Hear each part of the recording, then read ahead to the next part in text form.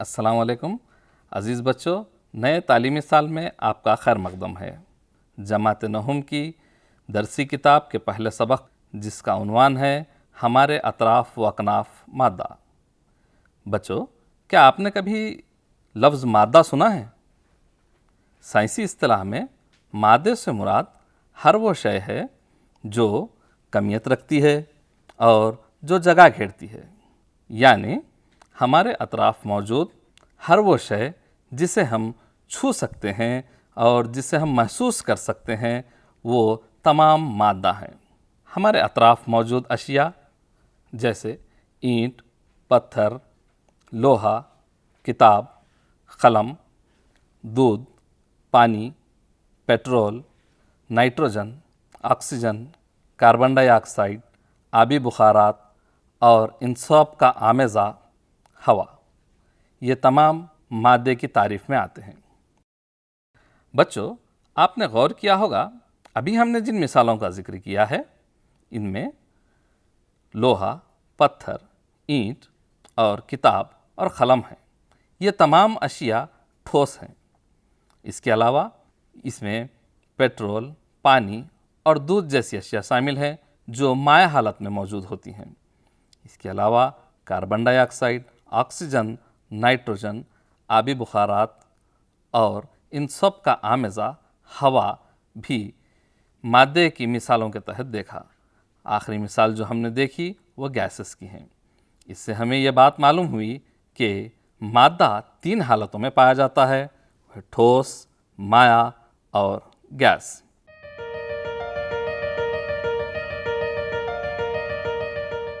ٹھوس، مائع اور گیسوں کی خصوصیات اور ان کے حجم سے متعلق آئیے مزید معلومات حاصل کرتے ہیں۔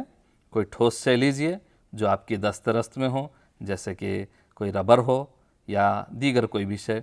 اسے آپ مختلف برتنوں میں رکھ کر دیکھیے، کیا ان کے حجم میں یا ان کی شکل و صورت میں کوئی تبدیلی واقع ہوئی؟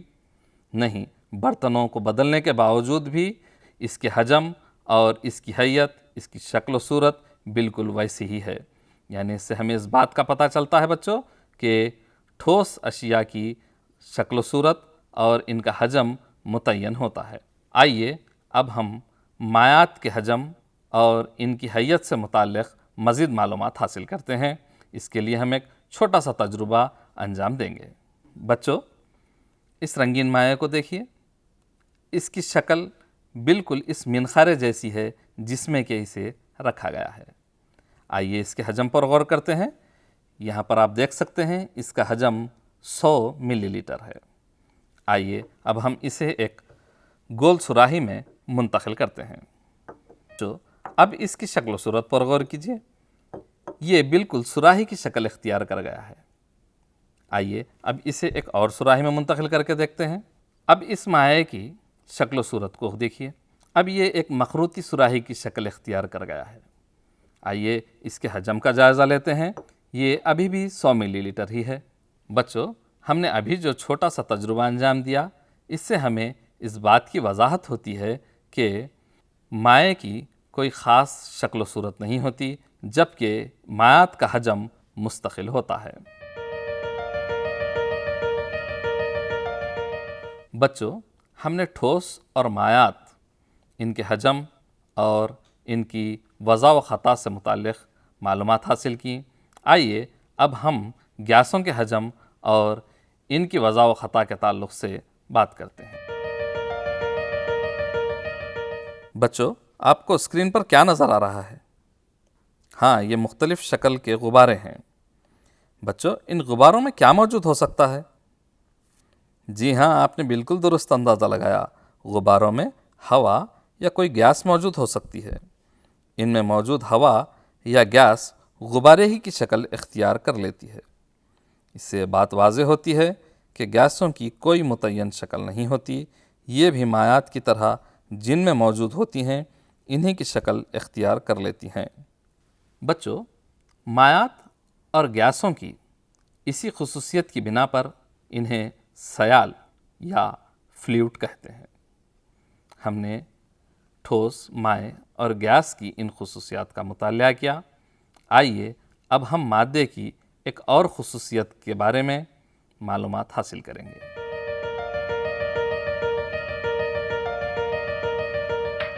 بچوں، تصویر میں نظر آنے والی شے کو آپ نے کہیں دیکھا ہے؟ جی ہاں، آپ نے بالکل درست فرمایا، یہ ریلوے اسٹیشن اور پیٹرول پمپ پر موجود ہوتا ہے۔ یہ آتش فروع آلہ ہے جسے فائر ایکسٹنگوشر بھی کہتے ہیں۔ اس آلے میں کاربن ڈائی آکسائڈ یا نائٹروجن گیس کو بہت ہی اونچے دباؤ کے تحت ذخیرہ کیا جاتا ہے، اور جب ان کو استعمال کے لیے ان کے نوزل کو دبایا جاتا ہے تو اس سے بڑی تیزی سے گیسز کا اخراج عمل میں آتا ہے۔ بچوں، اس سے ہمیں اس بات کا اندازہ ہوتا ہے کہ گیسوں کو بلند دباؤ کے تحت ذخیرہ کیا جا سکتا ہے۔ اس خصوصیت کو ایجاز پذیری یا کمپریسیبلٹی کہتے ہیں۔ گیسوں کو اونچے دباؤ کے تحت بہت ہی کم حجم والے استوانوں میں ذخیرہ کیا جا سکتا ہے۔ اس خصوصیت کی وجہ سے ہی گیسوں کی حمل و نقل میں کافی آسانی ہوتی ہے، اور ہم گھروں میں پکوان کے لیے LPG اور گاڑیوں میں CNG کو استعمال کر پا رہے ہیں۔ بچوں، کیا گیسوں کی طرح مادے کی دیگر حالتوں میں بھی ایجاز پذیری واقع ہوتی ہے؟ آئیے اس بات کو جاننے کے لیے ایک چھوٹا سا تجربہ انجام دیتے ہیں۔ ہمارے پاس ایک سرنج موجود ہے، اس میں ہم نے نمک کا سفوف لیا ہے جو ٹھوس حالت میں وجود رکھتا ہے۔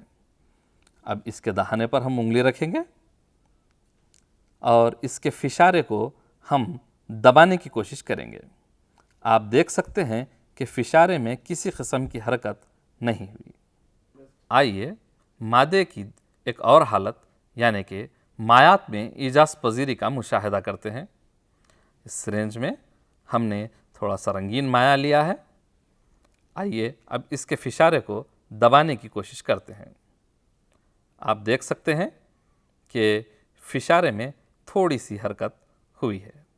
آئیے مادے کی تیسری شکل یعنی گیسوں میں ایجاز پذیری کا مشاہدہ کرتے ہیں۔ اس کے لیے ہم اس سرنج کے فشارے کو تھوڑا سا پیچھے کھینچتے ہیں جس سے اس میں ہوا داخل ہوتی ہے۔ اب اس کے دہانے پر انگلی رکھ کر اس کے فشارے کو دبانے کی کوشش کریں گے۔ آپ دیکھ سکتے ہیں کہ فشارے میں حرکت ہو رہی ہے۔ اس سے یہ بات ظاہر ہوتی ہے کہ گیسوں میں ایجاز پذیری کی خاصیت موجود ہوتی ہے۔ آئیے تینوں سرنجوں کا مشاہدہ کرتے ہیں ایک کے بعد دیگرے۔ دیکھیے ٹھوس کے فشارے میں کوئی حرکت نہیں ہوئی، یعنی ٹھوس میں ایجاز پذیری کی خاصیت موجود نہیں ہوتی۔ آپ دیکھ سکتے ہیں مایعات میں کسی قدر ایجاز پذیری واقع ہوتی ہے، جبکہ گیسوں میں بہت زیادہ ایجاز پذیری کی خاصیت موجود ہوتی ہے۔ ان تجربات کی بنیاد پر ہم یہ نتیجہ اخذ کر سکتے ہیں کہ گیسوں میں ایجاز پذیری مایعات کی بنسبت زیادہ ہوتی ہے، جبکہ مایعات کی ایجاز پذیری ٹھوس سے زیادہ ہوتی ہے۔ بچوں، تصویر میں آپ کو کیا نظر آ رہا ہے؟ جی ہاں، یہ ریل گاڑی ہے اور اس سے بہت سارا دھواں فضا میں تحلیل ہو رہا ہے۔ کیا یہ دھواں اسی طرح قائم رہے گا یا کچھ دیر بعد غائب ہو جائے گا؟ بالکل صحیح کہا آپ نے، یہ دھواں کچھ دیر بعد فضا میں تحلیل ہو جائے گا اور آپ کی نظروں سے اوجھل ہو جائے گا۔ ایسا نفوذ پذیری کی وجہ سے ہوتا ہے۔ مادوں کے ذرات کا ایک دوسرے میں سرائیت کر جانا نفوذ پذیری کہلاتا ہے۔ مادے کی مختلف حالتوں میں یعنی کہ ٹھوس، مائع اور گیسوں میں نفوذ پذیری کو سمجھنے کے لیے آئیے روزمرہ زندگی سے چند مثالیں ہم آپ کے سامنے پیش کرتے ہیں تاکہ اس کی تفہیم آسان ہو سکے۔ بچوں، آپ نے دیکھا ہوگا کہ گھر میں بنائی جانے والی غذا کی خوشبو سارے گھر میں پھیل جاتی ہے۔ اس سے آپ کو اس بات کا اندازہ ہو جاتا ہے کہ آپ کے لیے کون سی غذا تیار ہو رہی ہے۔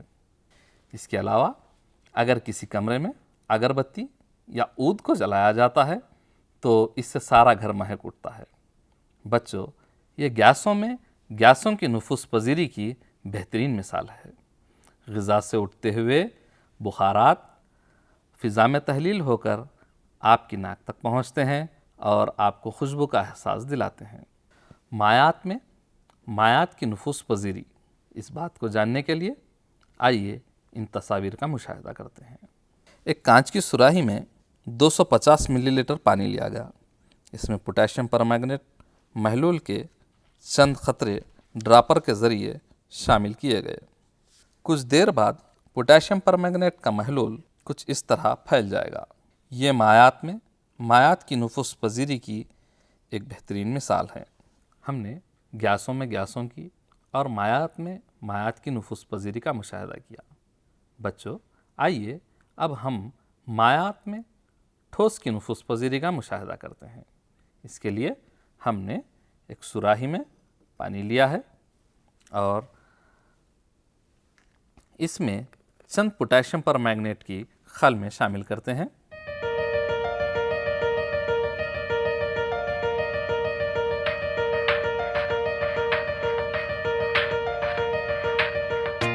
آپ دیکھ سکتے ہیں کہ کس طرح ٹھوس پوٹاشیم پرمینگنیٹ کی خل میں مائع میں نفوذ کر رہی ہیں۔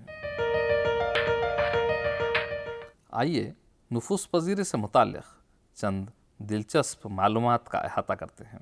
عمل تنفس کے دوران آکسیجن گیس کا خون میں شامل ہونا، کولڈ ڈرنکس یا سوڈے کی بوتل میں کاربن ڈائی آکسائڈ کو شامل کرنا، یہ مایعات میں گیسوں کی نفوذ پذیری کی مثالیں ہیں۔ خشک برف یعنی ٹھوس کاربن ڈائی آکسائڈ کا گیس میں تبدیل ہونا، کافور کی گولیوں کا ہوا میں یعنی کہ گیس میں تحلیل ہو جانا، یہ ٹھوس کی گیسوں میں نفوذ پذیری کی مثالیں ہیں۔ اس طرح ٹھوس کا راست طور پر گیسوں میں تبدیل ہونا عمل تصعید یا سبلیمیشن کہلاتا ہے۔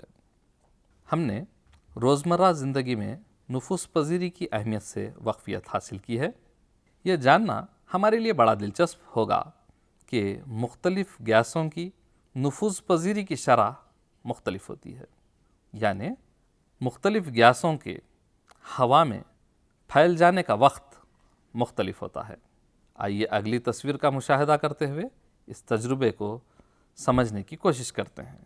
دونوں جانب سے کھلی ہوئی شیشے کی نلی لے کر اس کے ایک دہانے پر ہائیڈروکلورک ترشے میں بھگوئی ہوئی روئی اور اس کے دوسرے دہانے پر امونیا کے محلول میں بھگوئی ہوئی روئی بیک وقت رکھیں گے اور نلی کے دونوں دہانوں کو کارک سے بند کر دیں گے۔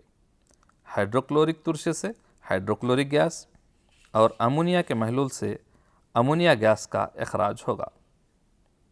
کچھ دیر بعد ہم دیکھیں گے کہ ایک سفید حلقہ امونیم کلورائڈ کا بنتا ہے۔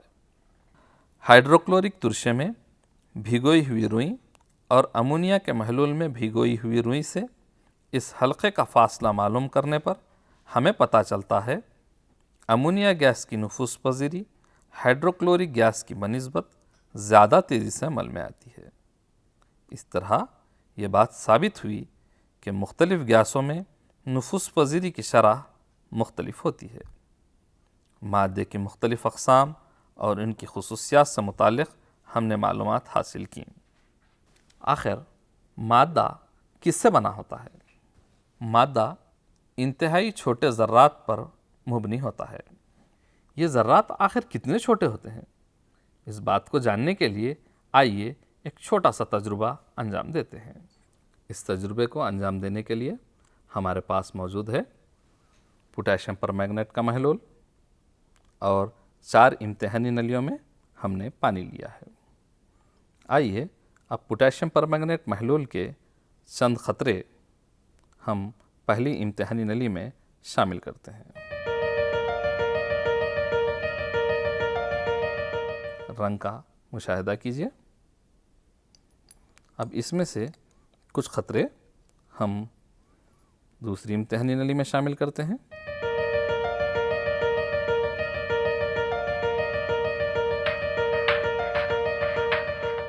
رنگ کا مشاہدہ کیجیے۔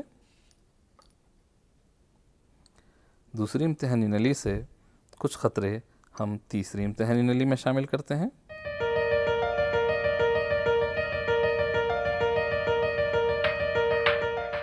مائع کے رنگ کا مشاہدہ کیجیے۔ تیسری امتحانی نلی سے کچھ قطرے ہم چوتھی امتحانی نلی میں شامل کرتے ہیں۔ اب ان مائعات کے رنگوں کا مشاہدہ کیجیے۔ بچوں، آپ دیکھ رہے ہوں گے پوٹیشیم پرمینگنیٹ کے چند قلموں سے بنے اس محلول کی تقسیم در تقسیم کے باوجود بھی یہاں پر ہمیں رنگ نظر آ رہا ہے، تو اس سے ہم اندازہ لگا سکتے ہیں کہ مادے کے ذرات کس قدر چھوٹے ہوتے ہیں۔ بچوں، مادے کے ذرات نہ صرف بے انتہا چھوٹے ہوتے ہیں بلکہ ان ذرات کے درمیان خالی جگہ بھی پائی جاتی ہے۔ اس خالی جگہ کا مشاہدہ کرنے کے لیے آئیے ایک چھوٹا سا تجربہ ہم یہاں انجام دیں گے۔ اس منخرے کو دیکھیے، اس میں ہم نے 200 ملی لیٹر پانی لیا ہے۔ اب ہم اس میں کچھ مقدار سادہ نمک کی شامل کریں گے۔ ہم نے پہلے ہی اس بات کا مطالعہ کیا ہے کہ مادہ جگہ گھیرتا ہے۔ اگر 200 ملی لیٹر پانی سے بھرے اس منخارے میں نمک کو شامل کروں تو اس کی سطح میں اضافہ ہو جانا چاہیے۔ آئیے دیکھتے ہیں۔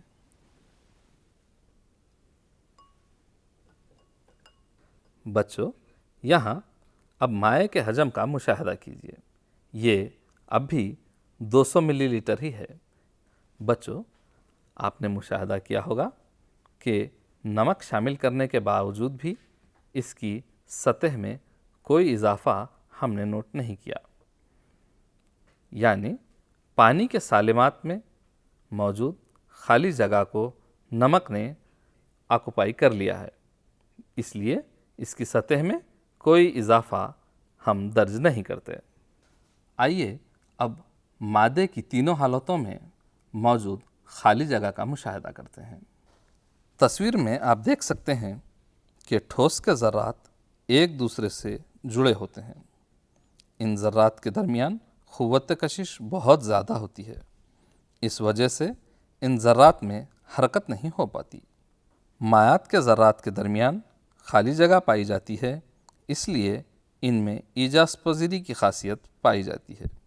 اس کے علاوہ مائعات کے ذرات کے درمیان قوت کشش کم ہوتی ہے، جس کی وجہ سے یہ ذرات حرکت کرتے ہیں، اس لیے ان میں نفوذ پذیری واقع ہوتی ہے۔ گیسوں کے ذرات کے درمیان بہت زیادہ خالی جگہ ہوتی ہے، اس لیے ان میں ایجاز پذیری بھی زیادہ ہوتی ہے، اور ان ذرات کے درمیان قوت کشش بہت کم ہوتی ہے، جس کی وجہ سے ان ذرات کی حرکت بہت تیز ہوتی ہے اور ان میں نفوذ پذیری کی شرح مائعات سے زیادہ ہوتی ہے۔ ہم نے آج مادے اور اس کی مختلف حالتوں سے متعلق کافی دلچسپ معلومات حاصل کی ہیں۔ آئیے ان سب باتوں کا ایک مرتبہ اعادہ کرتے چلیں۔ ٹھوس کی شکل اور حجم متعین ہوتا ہے، مائع کی شکل متعین نہیں ہوتی جبکہ اس کا حجم متعین ہوتا ہے۔ گیسوں کی نہ شکل متعین ہوتی ہے اور نہ ہی ان کا حجم متعین ہوتا ہے۔ مائعات یا گیسوں کو بلند دباؤ کے تحت کم حجم والے برتنوں میں ذخیرہ کرنے کا عمل ایجاز پذیری یا کمپریسیبلٹی کہلاتا ہے۔ عام طور پر ٹھوس میں ایجاز پذیری نہیں ہوتی، مائعات میں کسی حد تک ایجاز پذیری ہوتی ہے، گیسوں میں ایجاز پذیری کی خاصیت بہت زیادہ پائی جاتی ہے۔ مادوں کے ذرات کا ایک دوسرے میں سرائیت کر جانا نفوذ پذیری کہلاتا ہے۔ گیسوں میں نفوذ پذیری کی شرح سب سے تیز ہوتی ہے۔ ٹھوس، مائعات اور گیسوں میں نفوذ پذیری کی شرح مختلف ہوتی ہے۔ مختلف مائعات اور مختلف گیسوں کی نفوذ پذیری کی شرح بھی مختلف ہوتی ہے۔ ٹھوس اجسام کے ذرات بہت نزدیک ہوتے ہیں اور ان ذرات کے مابین بہت زیادہ قوت کشش پائی جاتی ہے۔ مائعات کے ذرات کے درمیان جگہ ہوتی ہے اور ان ذرات کے مابین قوت کشش کمزور ہوتی ہے۔ گیسوں کے ذرات کے مابین بہت زیادہ خالی جگہ ہوتی ہے، اس لیے ان ذرات کے مابین قوت کشش قابل نظر انداز ہوتی ہے۔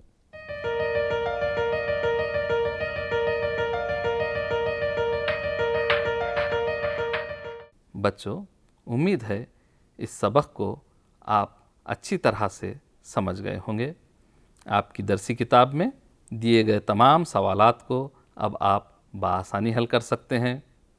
دوران تدریس بتائے گئے ایسے تجربات جن میں ترشوں کا استعمال نہ کیا گیا ہو، وہ تجربات آپ اپنے گھر میں بھی انجام دے سکتے ہیں۔